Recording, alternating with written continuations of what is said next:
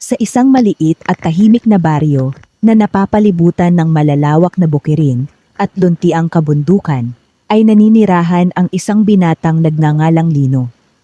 25 taong gulang pa lamang siya, ngunit tila pasan na niya ang bigat ng buong mundo. Bata pa lamang siya ay namatay na ang kanyang ama dahil sa malubhang karamdaman. Makalipas lamang ang 2 taon ay sumunod na rin ang kanyang ina, matapos magkasakit ng matagal. Mula noon ay mag-isa na lamang niyang hinarap ang buhay. Ang tanging naiwan sa kanya ay isang maliit na kubong yari sa kawayan at nipa na halos bumigay na sa tuwing may malakas na ulan. Sa loob nito ay naroon ang lumang papag, isang sirang mesa, at ilang kaserolang manipis na ang ilalim dahil sa katagalan ng paggamit. Tuwing madaling araw ay nagigising si Lino bago pa sumikat ang araw. Hindi siya nagrereklamo kahit paulit-ulit ang kanyang gawain. Kinukuha niya ang kanyang lumang itak at nagtutungo sa kagubatan upang mamulot ng kahoy na maaari niyang ibenta sa bayan. Hindi sapat ang kinikita niya. May mga araw na 100 piso lamang ang kanyang naiuuwi. May mga araw ding 50 piso lamang dahil kakaunti ang bumibili ng kahoy. Kapag natapos niyang ibenta ang kanyang dala, ay bumibili siya ng kaunting bigas, asin, at kung minsan ay isang pirasong tuyong isda. Madalas ay kanin na may asin lamang ang kanyang kinakain. Gayunman ay hindi siya nawawalan ng kabaitan.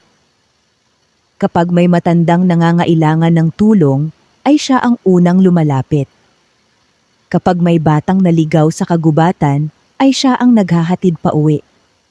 Hindi siya mayaman, ngunit bukas palad siya sa anumang kaya niyang ibigay.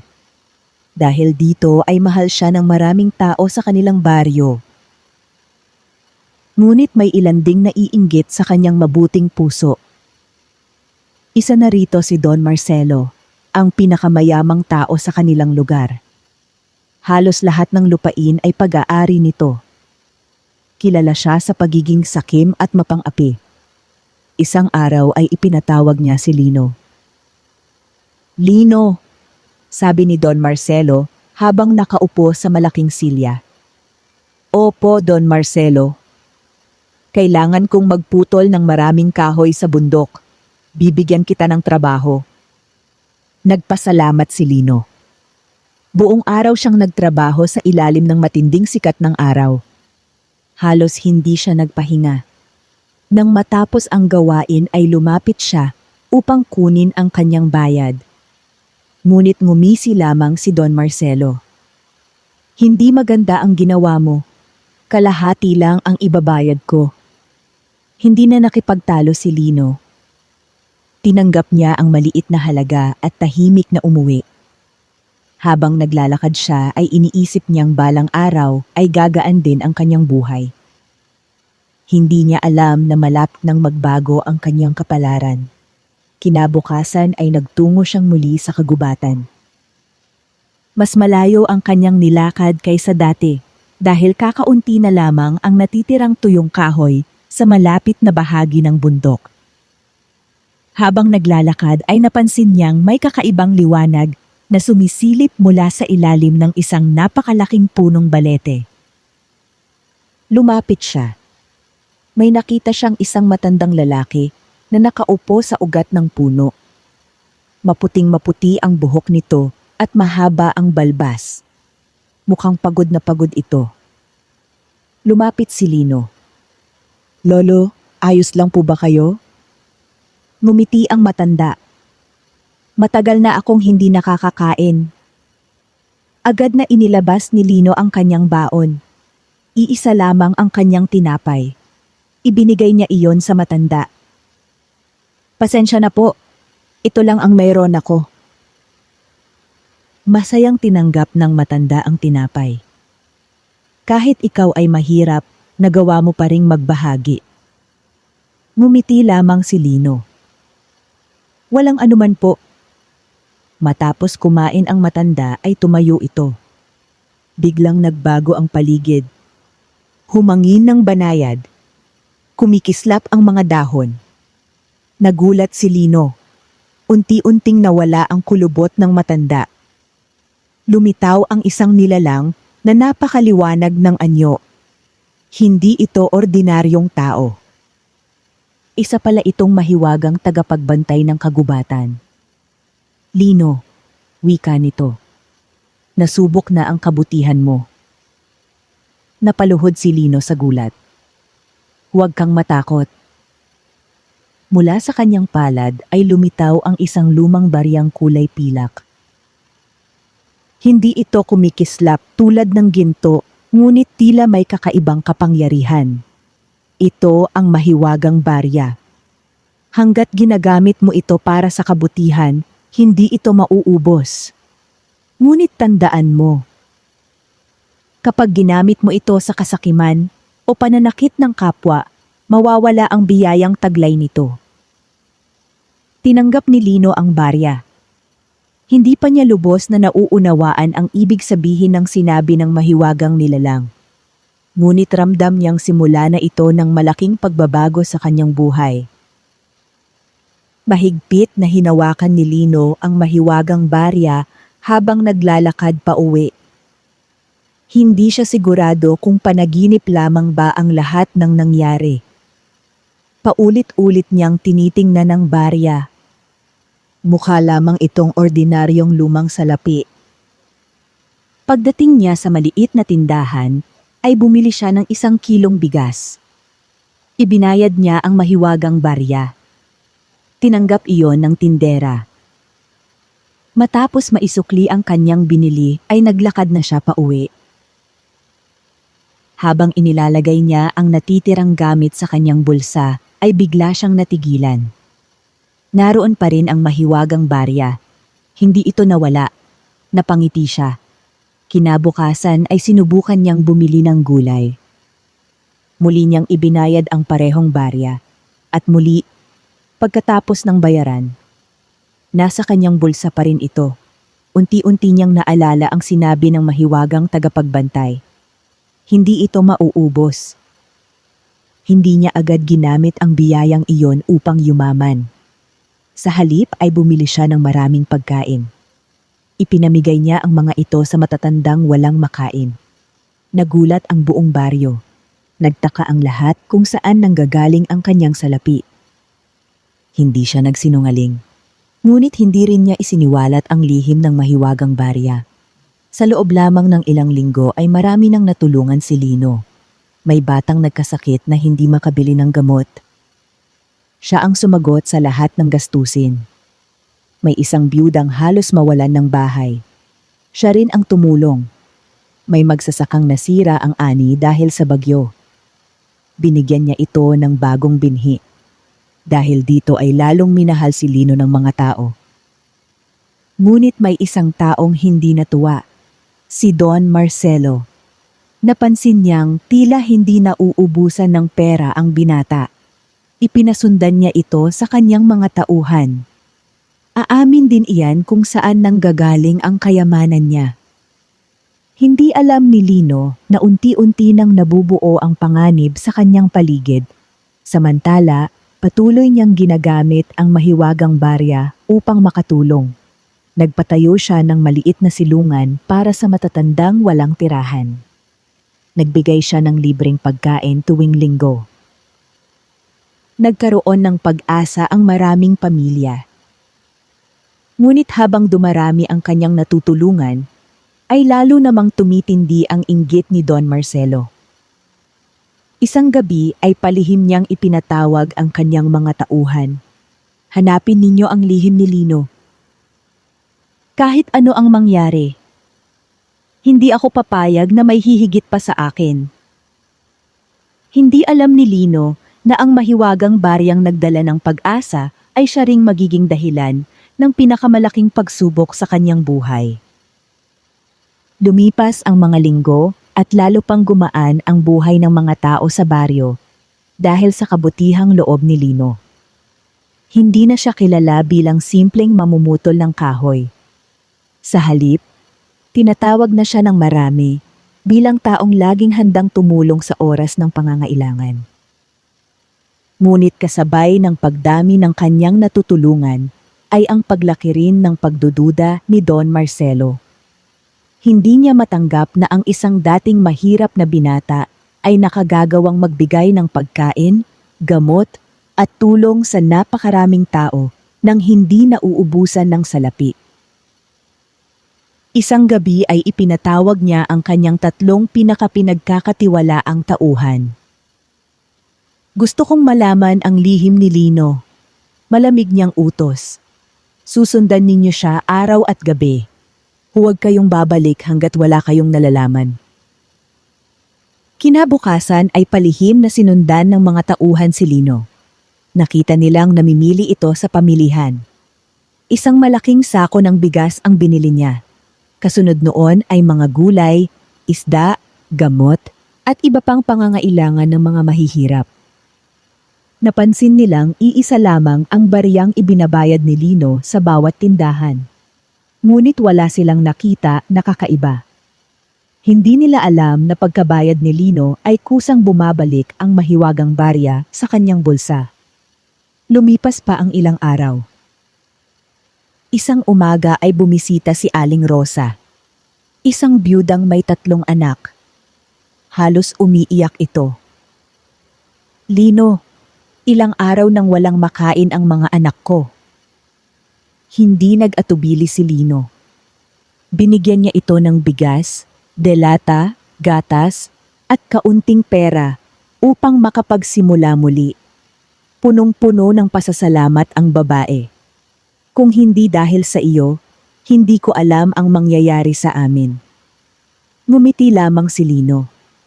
Huwag po kayong mawalan ng pag-asa.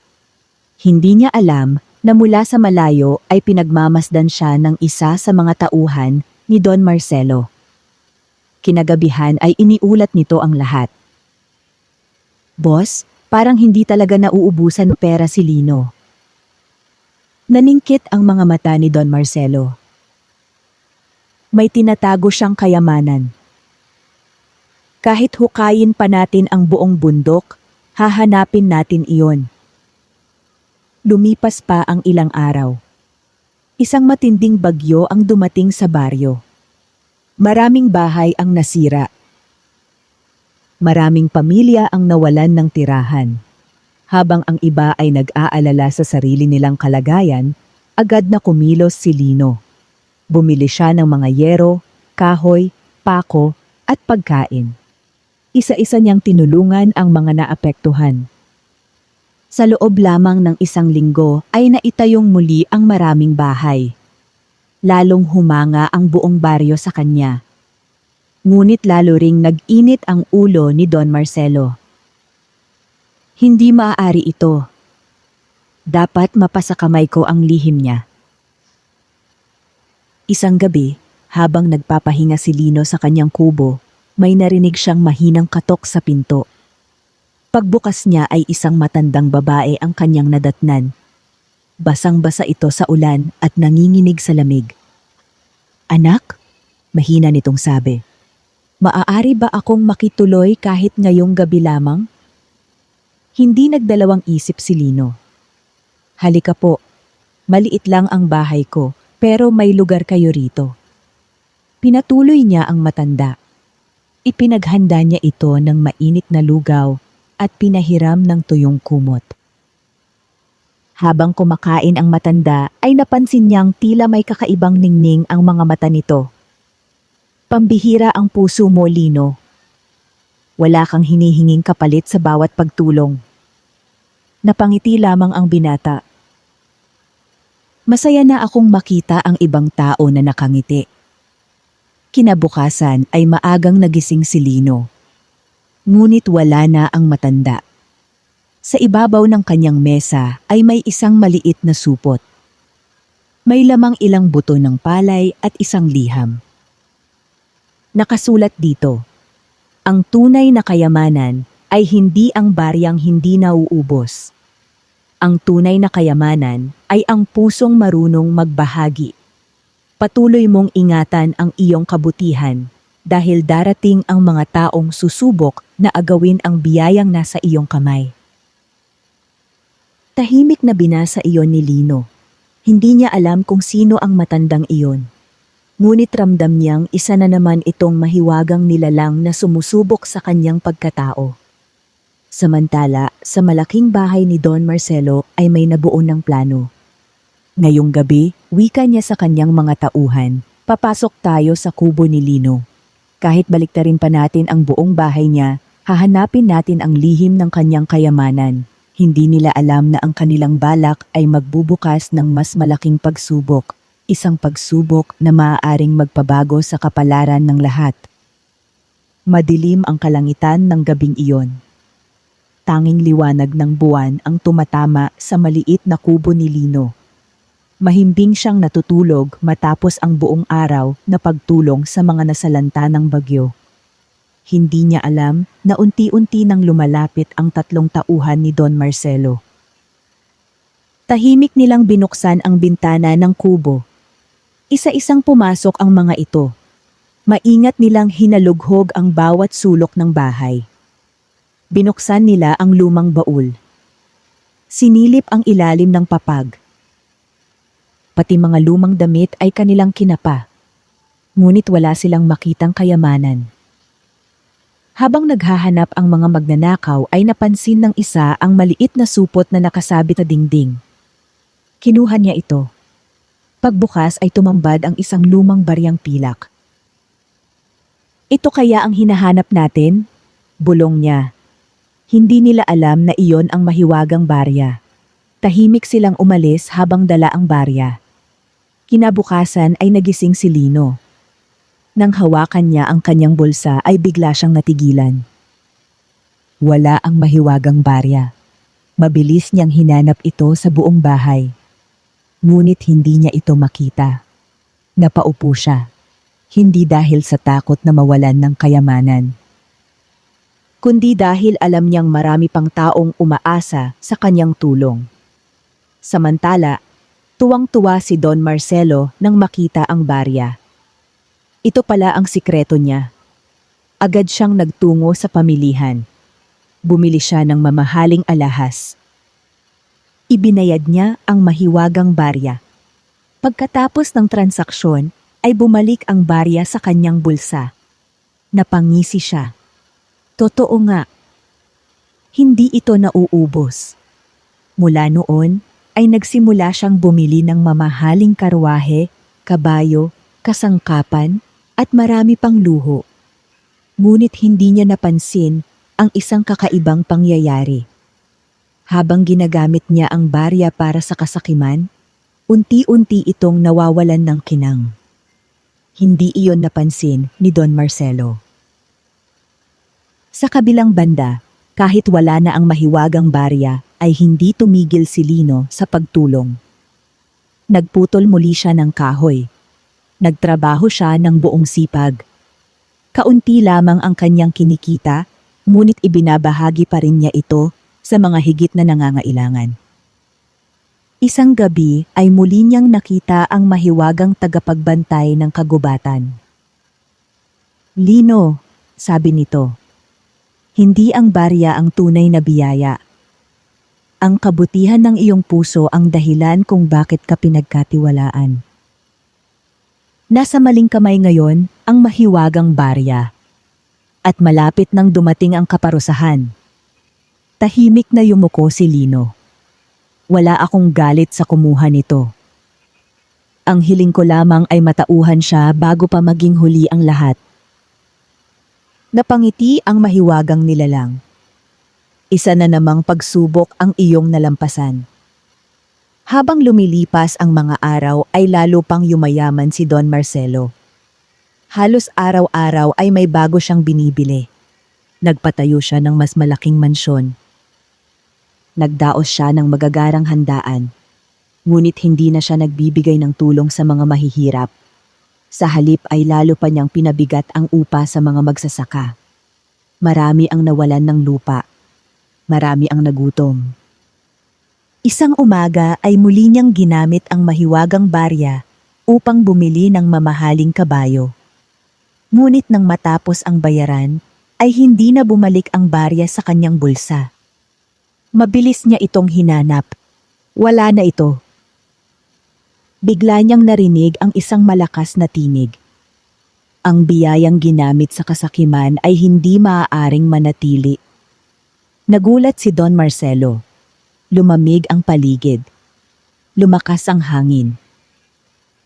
Sa kanyang harapan ay lumitaw ang mahiwagang tagapagbantay ng kagubatan. Paulit-ulit kang binalaan.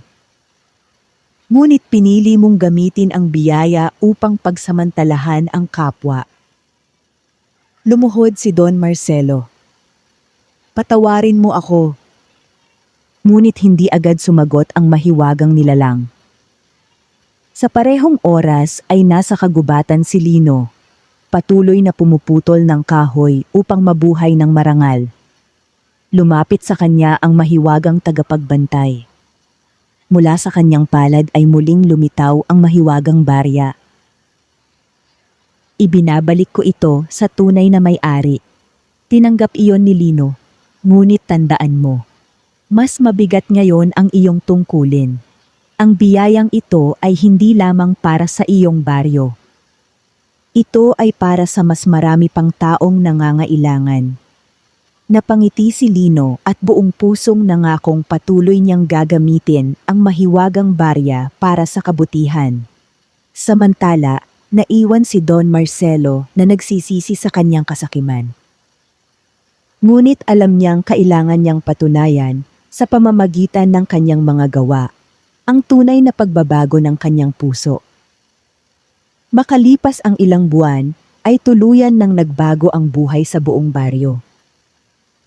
Hindi na gaanong nakararanas ng gutom ang mga tao dahil sa walang sawang pagtulong ni Lino. Gayunman, hindi siya nagpakalulong sa kayamanan. Patuloy pa rin siyang namumuhay ng simple sa kanyang maliit na kubo. Naniniwala siyang ang tunay na halaga ng biyaya ay hindi nasusukat sa dami ng salaping hawak, kundi sa dami ng pusong napapasaya. Isang araw ay dumating sa baryo ang isang matandang lalaki na kasama ang kanyang apo. Halatang pagod ang dalawa matapos ang mahabang paglalakbay. Lumapit ang matanda kay Lino. Anak, narinig naming maraming tinutulungan ang isang mabuting binata rito. Ang apo ko ay may sakit at wala na kaming maibayad sa manggagamot. Hindi nag-atubili si Lino. Agad niyang isinama ang maglolo sa bayan. Binayaran niya ang lahat ng gastusin sa pagpapagamot ng bata at binilhan pa niya ito ng pagkain at mga damit. Pagkaraan ng ilang linggo ay tuluyan ng gumaling ang bata. Labis ang pasasalamat ng matanda. Hindi namin makakalimutan ang kabutihang ginawa mo. Ngumiti lamang si Lino. Kapag kayo naman ang nagkaroon ng pagkakataon, kayo naman ang tumulong sa iba. Unti-unting kumalat ang kanyang kabutihan sa mga karatig bayan. Maraming taong naglakbay upang humingi ng tulong, ngunit hindi niya hinayaang masanay ang mga ito sa paghingi lamang. Sa halip, nagpagawa siya ng mga palayan, palaisdaan, at maliit na pagawaan upang magkaroon ng hanapbuhay ang mga tao. Bumili siya ng mga kagamitan para sa mga magsasaka. Nagbigay siya ng mga binhi at alagang hayop sa mga pamilyang nais magsimulang muli. Hindi lamang niya pinupunan ang kanilang pangangailangan. Tinuruan din niya silang magsikap upang hindi na sila muling maghirap. Samantala, si Don Marcelo ay nagsimula ng magbago. Ibinenta niya ang ilan sa kanyang mga ari-arian upang mabayaran ang mga magsasakang dati niyang inapi. Isa-isa niyang isinauli ang mga lupang kinuha niya noon. Marami ang nagulat sa kanyang pagbabago. Hindi man agad siya pinatawad ng lahat, ipinagpatuloy niya ang paggawa ng mabuti nang walang hinihintay na kapalit. Mula sa malayo ay nakangiting minasdan ng mahiwagang tagapagbantay ng kagubatan ang lahat ng nangyayari. Alam nitong unti-unti nang natutupad ang tunay na layunin ng mahiwagang barya. Isang gabi ay muling nagpakita ang mahiwagang tagapagbantay kay Lino. May seryoso itong mukha. Lino, wika nito. darating na ang iyong huling pagsubok. Tandaan mo, ang bawat biyaya ay may katapusan kung nakalimutan ang tunay nitong layunin. Nagtaka si Lino, ngunit tahimik lamang siyang nakinig. Kinabukasan ay may dumating na isang mayamang mangangalakal mula sa malayong lungsod. Nabalitaan nito ang mahiwagang barya. Lumapit siya kay Lino at nagsabi, "Narinig kong mayroon kang isang baryang hindi nauubos. Ibibigay ko sa iyo ang lahat ng aking kayamanan, mga lupain, at mga ginto kapalit lamang ng baryang iyan." Napangiti si Lino. "Pasensya na po, ngunit hindi ipinagbibili ang biyayang ipinagkatiwala sa akin."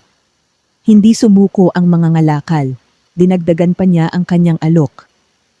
"Nasa iyo na ang pinakamalaking kayamanan sa buong lupain kung ibibigay mo lamang sa akin ang barya." Tahimik na tumingin si Lino sa mahiwagang barya. Naalala niya ang lahat ng taong natulungan nito. Naalala niya ang gutom na kanyang naranasan noon. Naalala rin niya ang bilin ng mahiwagang tagapagbantay. Dahan-dahan niyang ibinalik ang barya sa kanyang bulsa. "Hindi ko ito gagamitin para yumaman lamang ako. Ang biyayang ito ay para sa mga taong nangangailangan." Biglang lumiwanag ang paligid. Muling nagpakita ang mahiwagang tagapagbantay. "Naipasa mo ang huling pagsubok." Ang mayamang mangangalakal ay unti-unting naglaho na tila usok. Napagtanto ni Lino na isa lamang pala itong mahiwagang pagsubok upang sukatin ang kanyang katapatan. Lumapit ang tagapagbantay at nagsalita.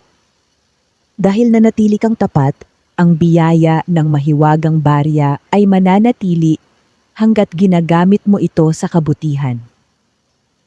Masayang nagpasalamat si Lino. Alam niyang hindi ang barya ang pinakamahalagang kayamanan sa kanyang buhay. Ang pinakamahalaga ay ang mabuting pusong handang magbahagi sa kapwa sa anumang pagkakataon. Lumipas ang maraming taon at lalo pang umunlad ang dating mahirap na baryo. Ang mga bukirin ay luntian na sa bawat panahon. Ang mga bata ay nakapag-aaral na ng maayos. Wala ng pamilyang natutulog ng gutom dahil natuto na silang magtulungan at magsikap. Sa gitna ng lahat ng ito ay nanatiling mapagkumbaba si Lino. Hindi niya itinayo ang pinakamalaking bahay sa baryo. Hindi rin siya nagsuot ng mamahaling kasuotan. Mas pinili niyang manatili sa kanyang simpleng tahanan at gamitin ang biyaya ng mahiwagang barya sa mga proyektong makatutulong sa mas maraming tao. Nagpatayo siya ng paaralan upang matutong bumasa at sumulat ang mga bata. Nagpagawa rin siya ng maliit na pagamutan upang ang mga may sakit ay hindi na kailangang maglakbay ng malayo. Nagpatayo rin siya ng isang malaking imbakan ng palay upang may pagkain ang buong baryo kapag dumarating ang tagtuyot o malalakas na bagyo. Dahil sa kanyang mga ginawa, hindi lamang ang kanilang baryo ang umunlad. Pati ang mga karatig-nayon ay nagsimulang tularan ang kanyang halimbawa. Maraming kabataan ang lumapit kay Lino upang humingi ng payo. "Kung sakaling mapunta sa amin ang isang malaking kayamanan, ano po ang una naming dapat gawin?" Tanong ng isang binata. Ngumiti si Lino. "Alalahanin ninyo na ang kayamanan ay pansamantala lamang. Ngunit ang kabutihang ginagawa ninyo para sa kapwa ay mananatili sa puso ng mga taong inyong natulungan." Tumango ang mga kabataan. Mula noon ay nagsimula rin silang tumulong sa kanilang sariling paraan. May nagturo ng pagbasa sa mga bata. May nag-alaga sa matatanda. May nagtanim ng mga puno sa kabundukan. Unti-unting naging bahagi ng kanilang pamumuhay ang pagtutulungan. Isang dapit hapon ay muling nagpakita ang mahiwagang tagapagbantay ng kagubatan. Mas maliwanag ang kanyang anyo kaysa dati. "Lino," wika nito, Ang pinakamahalagang layunin ng mahiwagang barya ay hindi ang magbigay ng walang katapusang salapi. Ito ay ang magturo sa tao kung paano maging mabuti. Napangiti si Lino. Alam niyang totoo ang mga salitang iyon. Makalipas pa ang ilang taon ay tumanda na si Lino. Bagamat maputi na ang kanyang buhok at mabagal na ang kanyang paglalakad, hindi pa rin nagbago ang kanyang mabuting puso. Patuloy pa rin siyang bumibisita sa mga nangangailangan. Patuloy pa rin siyang nagbibigay ng pag-asa sa mga nawawalan ng lakas ng loob. Isang tahimik na umaga ay muling nagpakita ang mahiwagang tagapagbantay. Panahon na upang kunin ang mahiwagang barya. "Lino," sabi nito, "natapos mo na ang iyong misyon." Dahan-dahang inilabas ni Lino ang mahiwagang barya. Hindi siya nalungkot. Sa halip ay ngumiti siya habang iniabot ito sa mahiwagang nilalang. "Maraming salamat sa biyayang ipinagkatiwala mo sa akin." Umiling ang tagapagbantay. "Hindi ako ang dapat mong pasalamatan. Ikaw ang gumawa ng tunay na himala." Naging kasangkapan lamang ang mahiwagang barya. Ang kabutihan ay nagmula sa iyong puso. Biglang lumiwanag ang buong kagubatan. Unti-unting naglaho ang mahiwagang barya hanggang sa maging isang sinag ng liwanag na umakyat sa kalangitan. Kasabay nito ay namulaklak ang mga puno at naging mas luntian ang buong paligid. Naramdaman ni Lino ang kakaibang kapayapaan. Bumalik siya sa baryo at ipinagpatuloy ang kanyang simpleng pamumuhay. Hindi na niya kailangan ang mahiwagang barya. Natuto na ang mga tao na magtulungan, magsikap, at magbahaginan kahit walang himala. Pagkaraan ng maraming taon, nang pumanaw si Lino sa payapang pagtanda, hindi siya inalala ng mga tao dahil sa mahiwagang barya. Inalala siya bilang isang taong may pusong busilak, mapagbigay, at mapagmahal sa kapwa. Hanggang sa sumunod na mga salinlahi, ay ikinukwento pa rin ng mga matatanda ang kanyang buhay. Sinasabi nila na ang tunay na mahiwagang barya ay hindi ang baryang hindi nauubos. Ang tunay na kayamanan ay ang kabutihang ibinabahagi sa kapwa, sapagkat habang ito'y ipinapasa sa iba, lalo itong dumarami at hindi kailanman nauubos. Wakas.